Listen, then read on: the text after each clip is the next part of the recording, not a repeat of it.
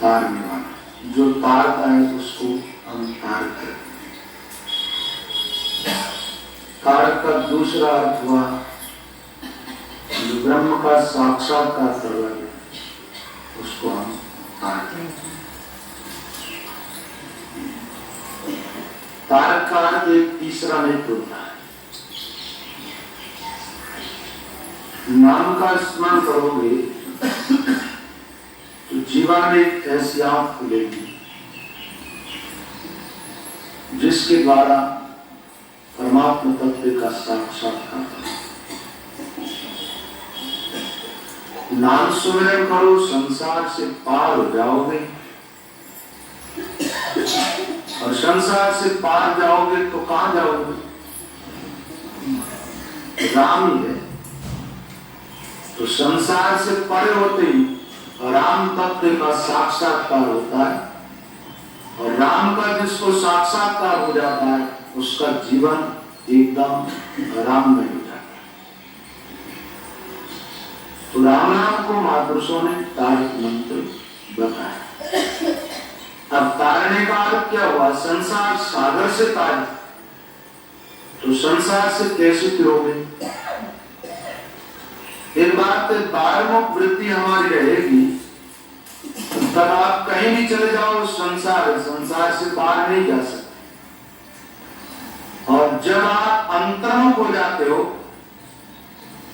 तो अंतर्मुख ध्यान की गहराई में जाते हो, उस समय देह से परे निकल जाते हो, विचारों से भी एकदम परे चले जाते हो। जहां देह नहीं, जहां विचार नहीं, वहां क्या है? परमात्मा। तो देह से परे जाना ही संसार सागर से पार होना है। संसार के साथ हमारी देह जुड़ी हुई है। संसार और देह एकदम एक। देहासक्त व्यक्ति परमात्मा में प्रवेश नहीं पा सकता। देहासक्त व्यक्ति को परमात्मा तत्व का साक्षात्कार नहीं हो सकता। देहासक्त व्यक्ति ध्यान की गहराई में नहीं जा सकता, और देह से थोड़ा सा परे निकलेगा, एक विचारों का द्वंद खड़ा हो जाएगा। साधक कई बार प्रयास करता है ध्यान में प्रवेश पाने के लिए, वो आंखें बंद कर लेता है, हाथ पैर बंद कर लेता है, एकदम स्थिर होकर के बैठ जाता है, और जैसे वो भीतर उतरने के लिए तैयार होता है, भीतर एक विचारों का द्वंद आकर के खड़ा हो जाता है, दीवार बन करके, और वो विचार परमात्मा और आत्मा के बीच में खड़े हो जाते हैं। या ऐसा मानो हम जो परमात्मा की तरफ जा रहे हैं, ये दीवार आ गई है, और इस दीवार को नहीं डाल लेते तब तक आगे ज्ञान में प्रवेश नहीं कर सकते।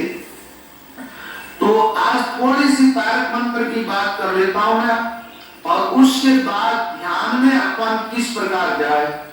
10-15 मिनट रोज आपको वो बात बतानी पड़ेगी, तब आपके समझ में आएगा विचारों से परे हम कैसे निकले, और आप प्रयोग करें जैसा मैं कहूं उस ढंग से आप थोड़ा सा प्रयास करेंगे तो यही आपका ध्यान लग जाएगा, आप विचारों से परे चले जाओगे। जो मैं बोलूंगा उसके अनुसार आप प्रयास करेंगे तो आपका ध्यान यही लग जाएगा, उसमें समय नहीं लगेगा। 15 मिनट या 10 मिनट ध्यान करवाएंगे, उस 10-15 मिनट के समय में आप विचारों से परे चले जाओगे। करोगे तो, न करने वालों के लिए कोई बात नहीं। तो यही अनुभव होगा।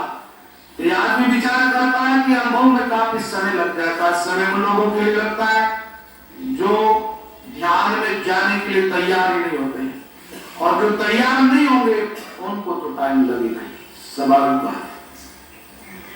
तो पहले थोड़ी तारक मंत्र की बात कर लेते हैं। राम नाम तारक मंत्र, तारने वाला मंत्र।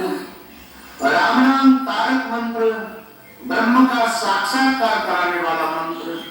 जब हम आंख बंद कर लेते हैं और वैचारिक जो द्वंद है उससे परे निकलते हैं, तो आप देखना आपके भीतर एक कोई और ही आंख खुल जाती, और वो आंख क्या दिखाती है? उस आंख से केवल आत्मा और परमात्मा दिखाई देते हैं। और आत्मा परमात्मा भी दो नहीं, तो ऐसा देखो कि आत्मा इस आत्मा को इस ढंग से देखे कि वो परमात्मा के साथ एक, यानी पूरा परमात्मा उस आत्मा में समाया हुआ है, या इस ढंग से देखें कि आत्मा परमात्मा में समाई हुई।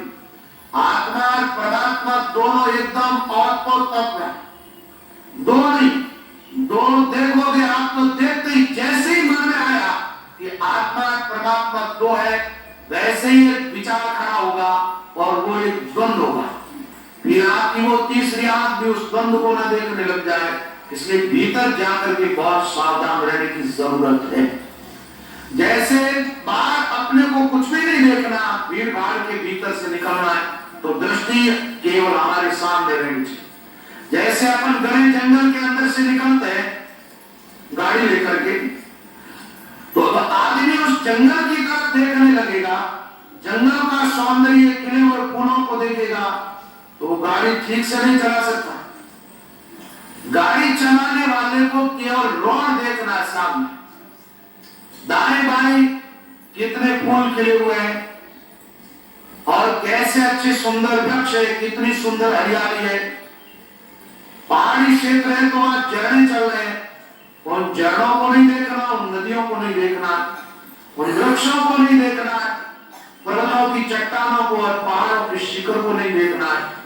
गाड़ी के ड्राइवर को केवल रोड देखना है और रोड को देखता हुआ वो आगे बढ़ेगा तो गाड़ी से कुशल मंजिल तक जाएगी। और बीच में कुछ देखने लगेगा तो बीच का दृश्य देखता हुआ रह जाएगा, मंजिल तक गाड़ी नहीं पहुंचेगी।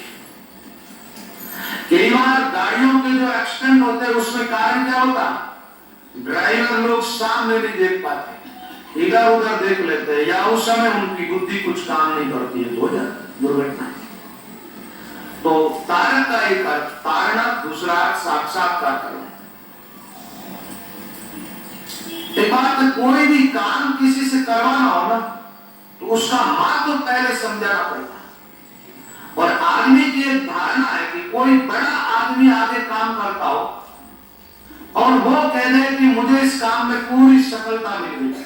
क्या बड़ा आदमी, समाज में जो प्रतिष्ठित व्यक्ति है, समाज जिसको बहुत बड़ा आदमी मानती है, और वो आदमी कह दे कि ये काम बहुत अच्छा है, इस काम को मैंने किया, मुझे सफलता मिली, और समाज के सामने भी वो आदमी वो काम करता हुआ नजर आए, तो समाज के छोटे लोग उस काम को करने के लिए राजी हो जाते हैं। इसलिए बड़ों का उदाहरण दिया जाता है। तो रामचंद्र जी महाराज समाज की सोच जो है उससे ठीक व्यापक थे, तो वो जानते थे कि लोगों की कैसी सोच, लोग क्या चाहते हैं, कैसे शब्दों से लोग प्रभावित होंगे, कौन सी मेरी बात मानने को तैयार हो जाएंगे। तो उन्होंने सोचा कि मैं सीधी बात कहूंगा तो शायद ये नहीं मान पाएंगे, तो इन लोगों को एक बात बताई और नाम लिया जो इस संसार के अंदर सबसे बड़ा देव है, जिसको हम महादेव कहते हैं, जिसको हम शंकर कहते हैं, और इस धरती का जो आधार है उसको हम शेष कहते हैं। शंकर और शेष का नाम लेकर के महापुरुष कहते हैं कि इस नाम का सुमिरन वो भी करते हैं।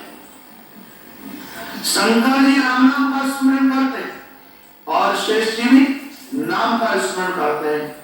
इसका मतलब शिव और शेष जिस नाम का आदर करते हैं तो ये नाम जरूर कोई प्रभावशाली है, ये साधारण नाम नहीं। साधारण नाम होता तो वो साधारण लोग स्वीकार करते, बड़े लोग का तो स्वीकार करते। ये नाम मान सुमिरे शंकर शेष प्रवतार रामचरण साचा गुरु देवे जो उपदेश। अब सदगुरु सच्चा या झूठा इसकी क्या पहचान? तो बताया कि सच्चा नाम जो बताता वो गुरु सच्चा, और साच तत्व जो है उसका ज्ञान करवाते वो गुरु ही सच्चा। एक बात है, शरीर से आत्मा की तरफ ले चले वो हमारा सदगुरु, आत्मा से परमात्मा की तरफ ले चले वो हमारा सदगुरु, सत्य की तरफ हमें लेकर के चले वो सदगुरु सच्चा, और असत की तरफ जो ले जा रहा है वो झूठा गुरु। और राम मंत्र के अलावा और कोई मंत्र का अनुष्ठान बताता है अपने साधकों को, वो गुरु झूठा। लोगों कहना सारे हद के मंत्र हैं, उनके द्वारा कुछ सिद्धियां तो प्राप्त हो सकती है, कुछ लौकिक लाभ तो हो सकते हैं, लेकिन साधक अलौकिक लाभ से हमेशा के लिए वंचित रह जाता है। एक बात है, आपके शरीर को सारी सुविधाएं मिल जाए, सारी फैसिलिटी मिले, और आपकी आत्मा उसके बदले में नरक में जाए, तो आप वो शरीर की सुविधाएं लेना पसंद करो? कर तो रहे, ज्यादातर लोग कर तो नहीं है, लेकिन उसमें जो आदमी है वो तो ऐसा काम नहीं करेगा। वो जानता है कि शरीर के बदले में आत्मा को नरक में क्यों ले जाए, तो आत्मा हमारा वास्तविक स्वरूप है और शरीर तो मिटने वाला। एक बात बताओ, आपके कपड़े जो है, इन कपड़ों को ठीक रखना और उसके बदले में आपको क्या कोई कह देगा आपके कपड़े एकदम सुरक्षित रहेंगे, एकदम ठीक रहेंगे, कपड़े एकदम बढ़िया अच्छी जगह हम रखेंगे, लेकिन उसके बदले में आपको नरक यानी अग्नि के कुंड में बैठना पड़ेगा। बैठना पसंद करोगे? शरीर क्या है? एक कपड़ा है, और शरीर के ऐश आराम सुख सुविधाएं मिलने वाली जो सिद्धियां प्रकट होती है, उन मंत्रों का अनुष्ठान क्या है? वो शुद्र मंत्र है, उन मंत्रों के देवता भी शुद्र है, और उनका अनुष्ठान जो है वो भी निकृष्ट है। ऐसा अनुष्ठान करने वाले, ऐसे मंत्रों का जाप करने वाले, वो कोई हमारा सद्गुरु नहीं होता है। उनकी सोच सीमित है, असीम की तरफ उनकी सोच ही नहीं है, असीम का उसको ज्ञान ही नहीं है, इसलिए तो वो शूद्र में लटक गया। शूद्र यानी छोटा, तुच्छ।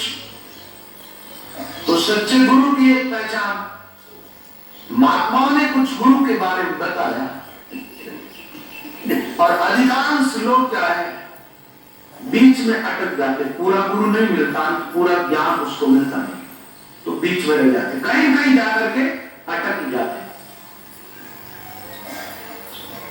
सदगुरु की पहचान में महात्मा कहते हैं जो श्रोत्रिय निष्ठ है, जो ब्रह्मनिष्ठ है, जो देहातीत है, जो त्रिगुणातीत है और साधना की सर्वोच्च स्थिति पर है, वो हमारा सदगुरु। यानी अपने आप को देह नहीं मानता, देह से परे आत्मा के रूप में अपने आप को जो जानता भी है, मानता भी है, वो देहातीत।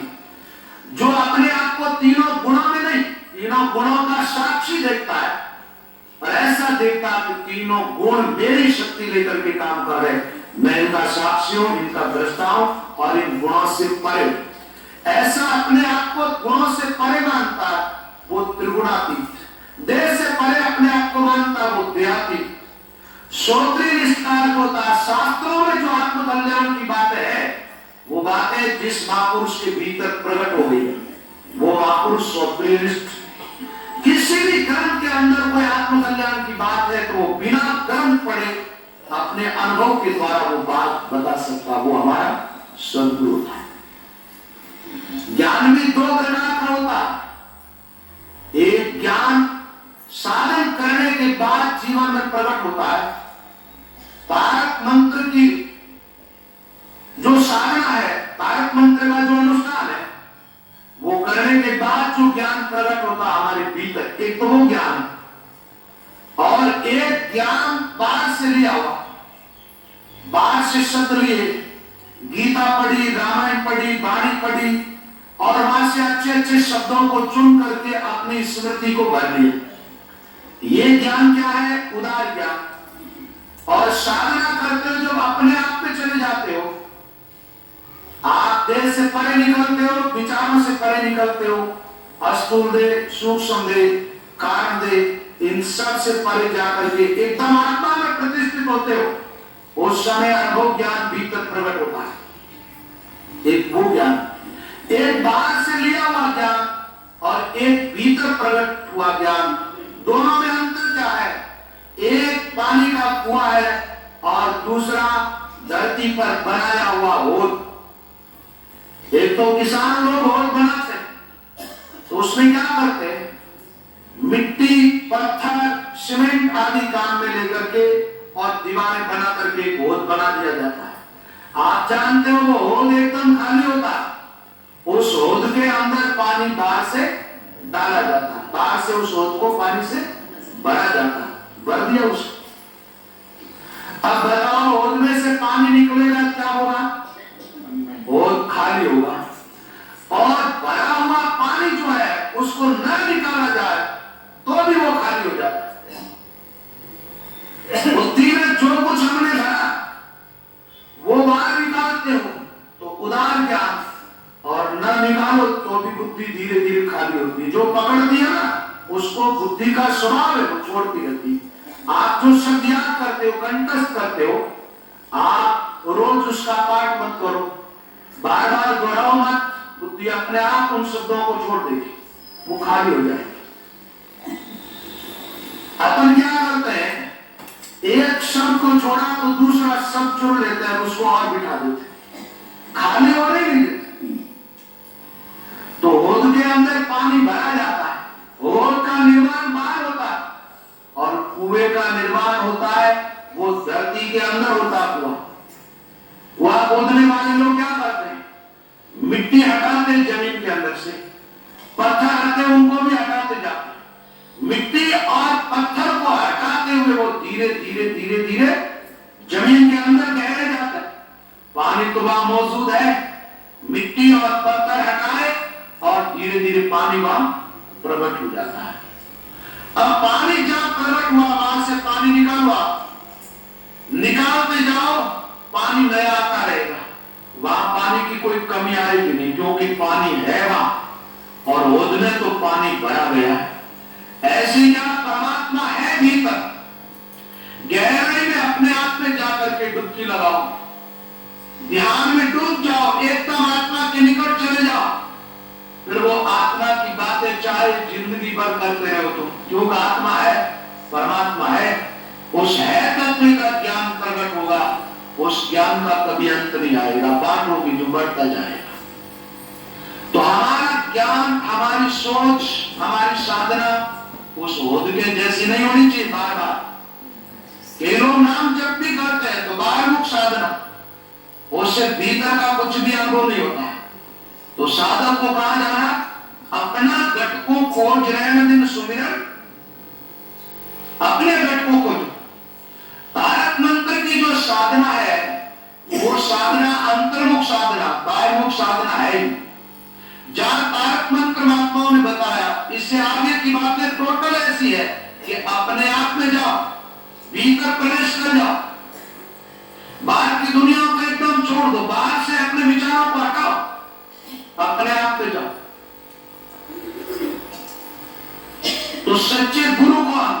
जो एकदम आत्मनिष्ठ हो गया, वैचारिक द्वंद जो भीतर चल रहा है उसको देखता तो है, लेकिन उसमें वो अपने आप को नहीं मानता, उनका साक्षी अंदर चला गया। देहातीत इन पंच भौतिक शरीर से अपने आप को अलग देखता, शरीर की टोटल क्रियाओं को देखता है साक्षी बनकर। और ज्ञान जिनके पास जो है वो खुद का है, अपने आप का ज्ञान, दूसरे के ज्ञान से लाभ भी क्या होगा? एक बात है, आपने शरीर का ज्ञान प्राप्त कर लिया, उससे आपको कल्याण होगा। आपने गुणों का ज्ञान प्राप्त किया, उससे लाभ होगा। क्या लाभ होगा? रजोगुण का ये काम है, ये कार्य करता है, तमोगुण का ये काम, ये कार्य करता है तमोगुण, तमोगुण से ऐसे ऐसे कर्म होते हैं, तमोगुण के द्वारा इस प्रकार की गति होती है। क्या उनसे आप मुक्त हो सकते हो? न तो आदमी देह के ज्ञान से मुक्त होता है, न गुणों के ज्ञान से, और विचार तो पूरे खोते होते हैं, कोई काम के नहीं होते हैं। और उधार लिया हुआ ज्ञान जो है उसके द्वारा भी आदमी मुक्त नहीं होता, आदमी की मोक्ष नहीं, आदमी को परमात्मा तत्व का अनुभव नहीं होता है। परमात्मा तत्व का अनुभव कब होता है? जब इस मंत्र की साधना में जो साधक लग जाता है। ये ज्ञान में ज्ञान अपार, खुले निज घर को तब ही पावता है, उस घर में डर नहीं जमराय को आत्मा ब्रह्म मिला बता है। ये ज्ञान में ज्ञान अपार, ध्यान करोगे तो ज्ञान प्रकट होगा। ध्यान करनी चाहता नहीं है आदमी, और आदमी मुक्ति चाहता है, आदमी मोक्ष चाहता है। आदमी को समझाया भी तो इस ढंग से गया है ना, बेचारा करेगी क्या? आदमी को कह दिया जाता है एक कथा सुनो, तुम्हारे लिए विमान आ जाएगा, एक गाना सुनने के बाद ठीक आदमी जाकर के कथा में बैठ जाता, कथा पूरी सुन लेता है, कथा में उनको कुछ रस में आता, वक्ता जो है उसका गला अच्छा है, वो गाता है तो कानों को बड़ा रस आता, कान रस से भर जाता और कानों का खिंचाव उसकी तरफ हो जाता है कि आदमी और बोले तो ठीक, कान बार उसका संगीत सुनने को तैयार हो जाता है। सब बातें हो सकती है, लेकिन लोगों ने ये कथाएं सुन ली, विमान आया ही नहीं अभी तक तो, मोक्ष का अनुभव हुआ ही नहीं। क्यों नहीं हुआ? उसका एक कारण था, हमने सुना है और जो सुना वो स्मृति तक पहुंचा है, वो तुम्हें अनुभव की तरफ ले जाने वाला ज्ञान है ही नहीं। अनुभव की तरफ तो चले जाओगे जब अपने आप में एक बात है, जमीन नहीं खोदोगे तो जो पानी है स्थिर रहने वाला वो आपको नहीं दिख सकता, वो नहीं मिलेगा। बाहर रोड बना दिया, पानी भर लिया, सूखने वाला पानी, बाहर से जो लिया वो सब बहना पड़ेगा आपको या छोड़ना ही पड़ेगा। बाहर से ली हुई कोई वस्तु हमारे साथ नहीं रह सकती, तो बाहर से लिए हुए शब्द भी हमारे साथ नहीं रहेंगे। बाहर से ली हुई वस्तुआं बाहर सहयोग करती है, भीतर नहीं। भीतर तो वही ज्ञान हमारा सहयोग करेगा और वही ज्ञान हमें परमात्मा से मिलाएगा जो अपने आप में प्रकट हो जाएगा। अच्छा, उस ज्ञान में जाए कैसे? तारक मंत्र की उपासना किस तरह से करें? इस तारक मंत्र का स्मरण कैसे करें? एक तो आप राम राम बोलते हैं, शब्द उच्चारण किया, शब्द को बाहर फेंक देते हैं, जबान से उच्चारण करते हैं, बाहर फेंक दिया, और जो शब्द उच्चारण किया हमने उसको बाहर छोड़ दिया, वो भीतर तो गया ही नहीं। तो एक युक्ति ऐसे अपनाओ जिससे राम शब्द जो है ना आपके अंदर उतर जाए, आपके अंदर, और इस नाम के सारे आप भी अंदर चढ़ जाओ। बाहर की यात्राएं खूब कर ली, बाहर मुख साधनाएं मिलाएगा कौन? ये युक्ति आपको केवल सदगुरु के द्वारा प्राप्त होगी, और सदगुरु के द्वारा युक्ति प्राप्त हो जाए उस समय सदगुरु के प्रति भी समर्पण।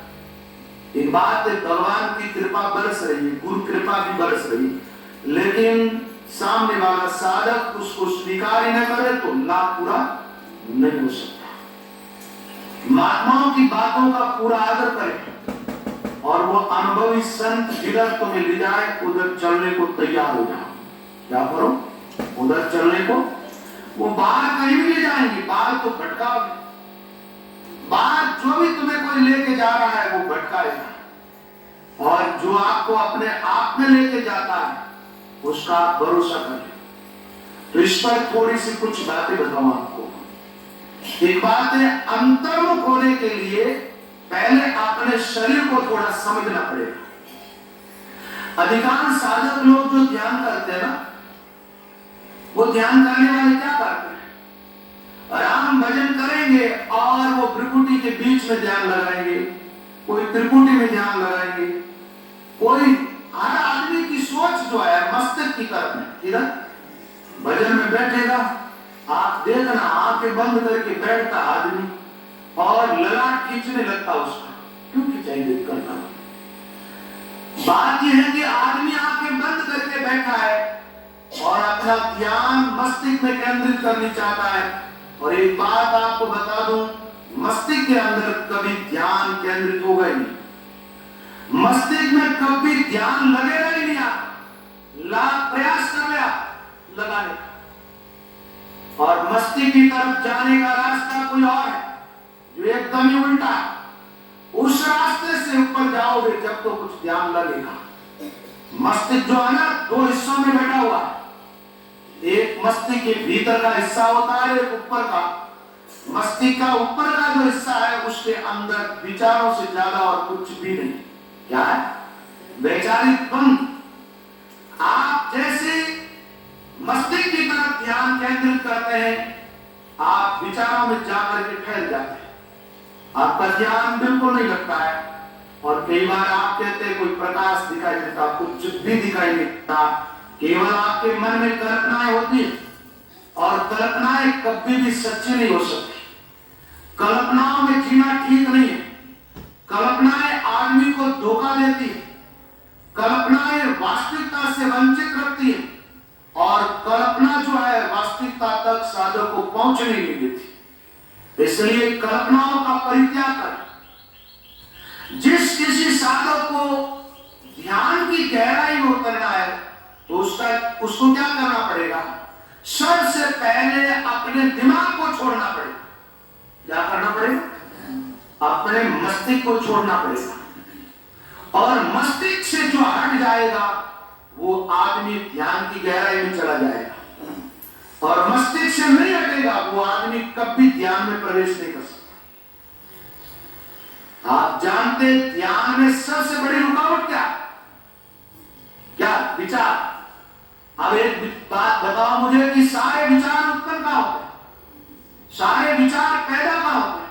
सारे विचार रहते कहां? मस्तिष्क के अंदर। और आप लोगों की सोच क्या है? दिमाग की तरफ। बस ध्यान लगाए, मस्तिष्क में पहुंच जाए। क्योंकि ज्यादातर लोगों की सोच पूरी दिमाग की तरफ रहती है। आदमी जो जीवन जी रहा है वो दिमाग से जी रहा है। किससे? मस्तिष्क से जीवन जी रहा है। और सही अर्थों में देखा जाए आदमी की सबसे बड़ी बीमारी जो है, सबसे बड़ा रोग जो है, आदमी के जीवन की सबसे बड़ी बाधा जो है वो उसका मस्तिष्क है। मस्तिष्क आदमी को चैन से नहीं रहने देता। मस्तिष्क आदमी को शांति से नहीं रहने देता। और तो और बात, मस्तिष्क आदमी को ठीक से सोने भी नहीं देता।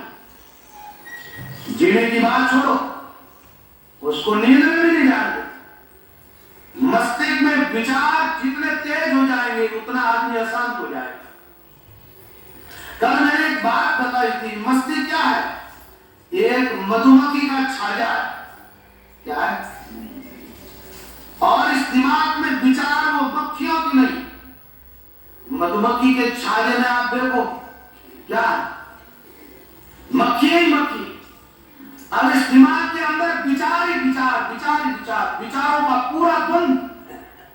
और आप वहां ध्यान केंद्रित करने चाह रहे हो जाएगा? कर लो, तो कोशिश कर लो, ये भी प्रयास कर लो।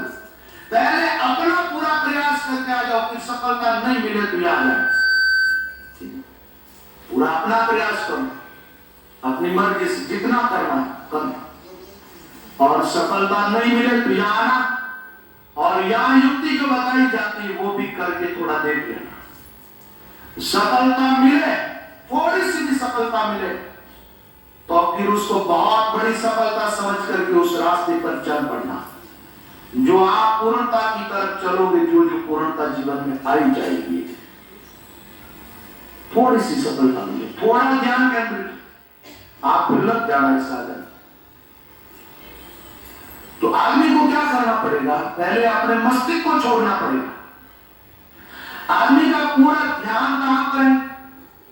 आदमी से पूछे कि शरीर में सबसे ज्यादा महत्वपूर्ण अंग कौन सा शरीर का, तो आदमी का हाथ, आदमी का इशारा दिमाग की तरफ ही होगा। और दोबारा पूछ लिया जाए तो हृदय तक आ जाएगा। कहां तक आएगा? हृदय तक। हृदय में भावनाएं रहती है और मस्तिष्क में विचार और तर्क रहता है। ये बात है, तर्क प्रधान जिसका जीवन है वो आदमी ध्यान की गहराई में नहीं जा सकता। भाव प्रधान जो जीवन जी रहा है वो जा सकता है, लेकिन तर्क प्रधान जीवन जीने वाला नहीं जाएगा। भावनाएं जहां प्रकट होती है ना, तो भावनाएं टिकाऊ होती है, एक जगह टिकती है। तर्क नहीं टिकता ही। तर्क तो तुरंत एक जगह से दूसरी जगह जाता है। तर्क तो कहता है ये चश्मा है तो ये कैसे बना, ये कांच नहीं हो सकता, पता नहीं कैसे बना। तर्क हर चीज पर कुछ न कुछ कमी को देखता। भाव वैसे नहीं चलते, भाव थोड़े कायम होते। लेकिन एक बात है, हृदय स्थान भी ज्यादा महत्वपूर्ण नहीं है। आदमी के जीवन की बात करें, ये बात परमात्मा सर्वत्र इस बात को मानते हो? आत्मा इस शरीर में, पूरे शरीर के अंदर रोम रोम में है, इस बात को भी आप मानते हो। लेकिन एक बात है, शरीर के अंदर कुछ ऐसे केंद्र हैं, शरीर के अंदर कुछ ऐसी व्यवस्था है, शरीर के अंदर कुछ ऐसे स्थान है जहां पर आत्मा का ठीक ठीक अनुभव किया जा सकता है। और देखा जाए तो उन स्थानों से इस पूरे शरीर का संचालन होता है। क्या होता? शरीर का संचालन। तो शरीर का संचालन करने में मस्तिष्क भी है, हृदय भी है। लेकिन एक बात, इस शरीर का संचालन होना अलग बात और शरीर का उत्पन्न होना और अलग बात है। शरीर का उत्पत्ति स्थान जो है वो भी हमें खोजना पड़ेगा। ध्यान में जाने के लिए तो जहां से आए हैं ना वहीं जाना पड़ेगा। कहां? जहां से आए वहां। एकदम बढ़िया ध्यान कब लगेगा? जब आप नाभि में प्रवेश कर जाए, क्योंकि नाभि में न तो तर्क है किसी प्रकार का और न नाभि के अंदर कोई भावना है, कोई विचार है ही नहीं। और जीवन का उत्पत्ति स्थान भी नाभि है। एक बात, इस वृक्ष को, किसी गुलाब के फूल को आप देखो, तो पेड़ को देखो आप, तो क्या आपको पूछा जाए कि इसमें सबसे बढ़िया चीज क्या है? क्या बताओ? फूल बढ़िया। आदमी की सीट नजर आ जाएगी, फूल को जाएगी। लेकिन आपसे पूछा जाए कि इस पौधे की जान कहां है? फूल जान है। तो उस पौधे की जान कहां पे टिकी हुई है? बताओ। जड़ें। जड़ें दिखाई नहीं देती, फूल दिखाई देते हैं। जान जड़ा में। फूल पे पानी डालोगे तो क्या फूल रहेगा? पत्तियों पे पानी डालोगे क्या पत्तियां हरी भरी रहेगी? और जड़ा में पानी डालो तो एकदम पौधा, भले ही वो जड़ें दिखाई नहीं देती हो, जड़ें दिखाई भी नहीं देती है और जड़ें ज्यादा लोगों को अच्छी भी नहीं लगती है। लोगों को पत्ते और फूल प्यारे लगते हैं, लेकिन लोगों को ये पता नहीं है कि ये पत्ते और फूल जड़ों के आधार पर टिके हुए हैं। तो अपना जीवन कहां से चलता है? ये बात है, जब हम मां के गर्भ में थे तब बताओ इस शरीर को खुराक कहां से मिलती थी? कहां से मिलती? नाभि से मिलती। और बालक जब जन्म लेता है, जन्म लेते ही नाभि से उसका कनेक्शन करता है, फिर वो मुंह से खुराक लेना आरंभ करता है। एक बात है, अभी भी हम जो भी खुराक लेते हैं, जो भी खाते पीते हैं, भोजन पर मैं कल बात करूंगा, क्योंकि साधना करने वालों के लिए भोजन भी बहुत जरूरी है। उस समय ये बातें पूरी विस्तार से बताऊंगा।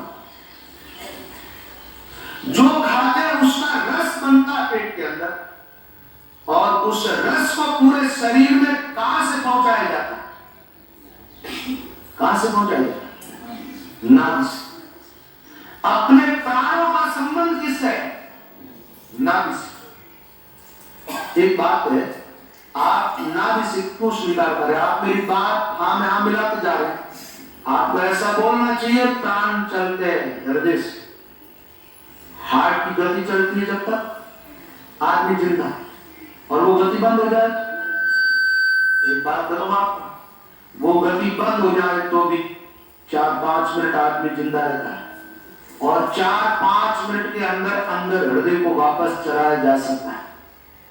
अच्छा, वो 4-5 मिनट चेतना ना रहे, वो नाभि में टिकी रहती है, और उस चेतना का नाभि से संबंध विच्छेद हो जाए तो फिर आदमी को जिंदा नहीं रखा जा सकता, 1 मिनट के लिए भी नहीं रखा जा सकता। तो चेतना का मेन केंद्र कहां है? नाभि। अब लोगों का इधर तो ध्यान ही नहीं है। लोग किधर जाते हैं? ध्यान में बैठते तो सीधे हवा में उड़नी चाहते, बिना काम, सीधे उड़ान करें, सीधे मस्तिष्क की तरफ जाए। तो पहले आपको चेतना के केंद्र पर जाना पड़ेगा, अंदर उतरना पड़ेगा। और महात्माओं ने यही कहा, अपना घटकों खोज, श्वासोश्वास वजन करते हुए अपने आप में जा, या कुआ खोद। और चेतना रूपी पानी को देख नाभिस्थान तक जाओगे, चेतना का ठीक ठीक अनुभव हो जाएगा। लेकिन जाने के लिए साधना आरंभ कहां से करनी हमें? आरंभ तो मुंह से करना पड़ेगा, यहां से सदुच्चारण करना पड़ेगा। तो मैं आपको सदगुरु के बारे में बताते बताते थोड़ा इधर ले आया। सदगुरु सच्चा गुरु, वाणी में बात ही आई है, रामचरण साचा गुरु देवे जो। अब लोगों की क्या धारणा है?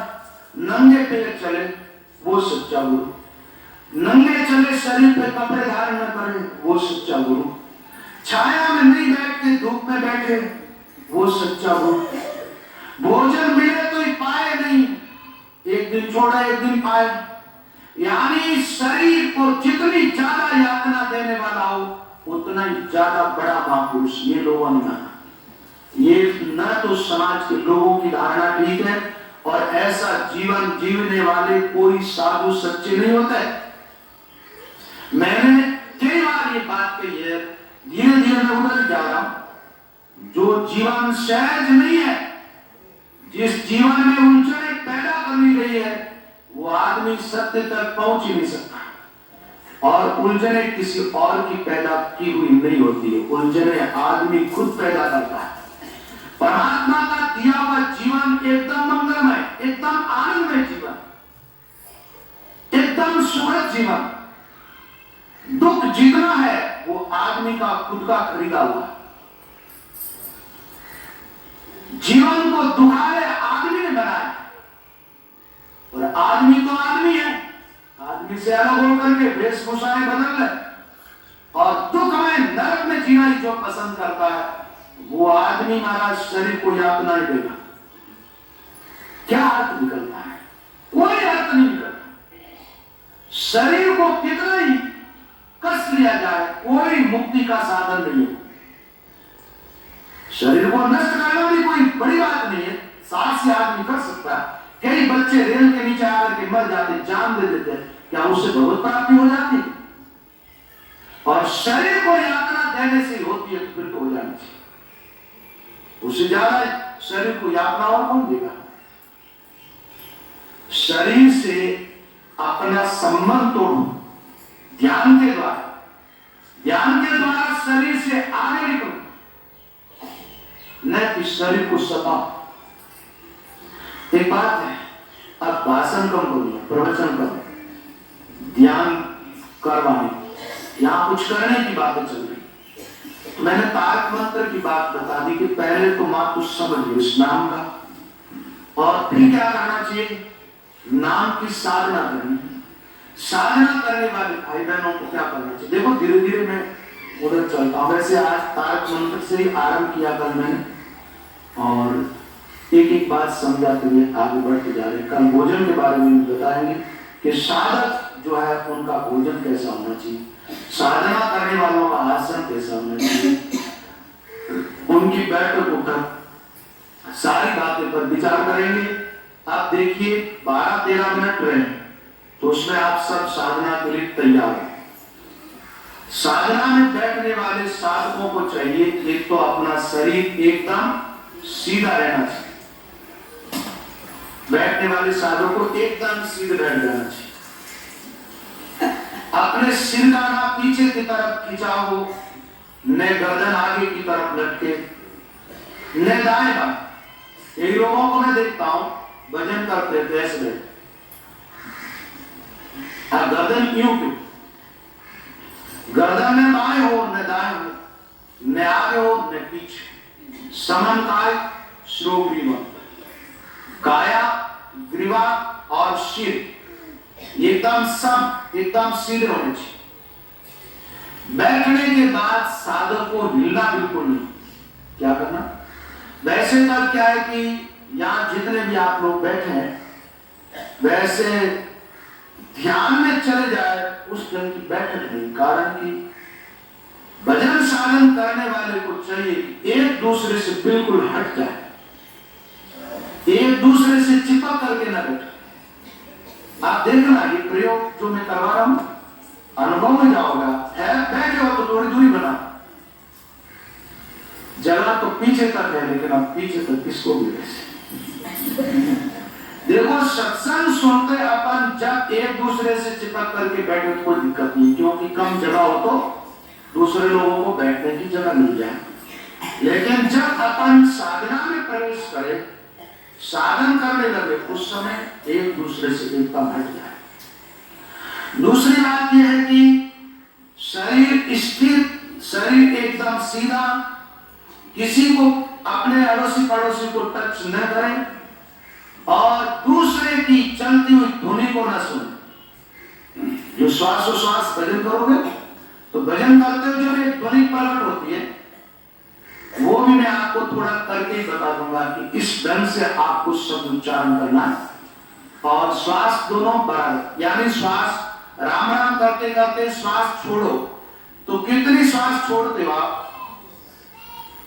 ज्यादा खींचना मत, जितना छोड़ो उतना ही वापस श्वास को खींचो। छोड़ते हुए श्वास में जितना शब्द उच्चारण करते हो, नाम जितने उच्चारण करते हो, खींचते हुए श्वास में भी वापस उतने ही नाम उच्चारण होने चाहिए। दूसरी बात यह है कि शरीर में कोई खिंचाव न दे, सहज बैठ, एकदम सहज। श्वास के साथ भी ज्यादा छेड़छाड़ न करें। ज्यादा लंबा खींचोगे, एक श्वास को ज्यादा खींच सकते हो, फिर दूसरे श्वास को एकदम छोड़ोगे और ध्यान टूट जाएगा। श्वास का एकदम बैलेंस बनना चाहिए। और मोड़ देते हैं उस समय भी श्वास रुक करके ना, नाम सुमरण करते करते श्वास छोड़े, नाम सुमरण करते करते श्वास को वापस ले खींचे। एकदम लयबद्ध सुमरण होना चाहिए, लयबद्ध, श्वास और उच्छ्वास के साथ, श्वास के साथ जोड़ करके शब्द उच्चारण करें। जैसे मैं बताता हूं, जब मैं कहूं तब आप आंख बंद करना, जब तक आंखें बंद मत करना, जब तक मैं बता रहा। अब उच्चारण एक को राम राम राम राम राम राम राम राम राम अपन ये करते हैं, तो आप देख सकते हैं कि ये शब्द बाजू शब्द जो अपन ने राम राम राम राम राम राम राम नाम लेना व्यर्थ नहीं, ऐसा मैं नहीं कह रहा हूं, लेकिन ये कह रहा हूं कि इससे अंतर्मुख नहीं हो पाएंगे आप। तो शब्द उच्चारण कैसे करें, मेरी तरफ देखना। देखो आवाज वहां तक पहुंचे ना पहुंचे, लेकिन प्रयास करना सुनने का, क्योंकि कितनी भी मैं तेज आवाज निकालूंगा श्वास की तो भी इतने पीछे तक पहुंचनी बहुत मुश्किल है, ठीक। और जितनी मैं तेज कर रहा हूं उतना तेज करना मत, मैं केवल आपको श्वास के साथ नाम जोड़ करके बताना चाहता हूं, फिर दोबारा मैं उस ध्वनि को मोड़ देकर के बताऊंगा, ऐसी ध्वनि तुम्हारी रहनी चाहिए। वैसे अपनी ध्वनि इतनी होनी चाहिए जिसे अपन आराम से सुन सकते, क्योंकि बिना ध्वनि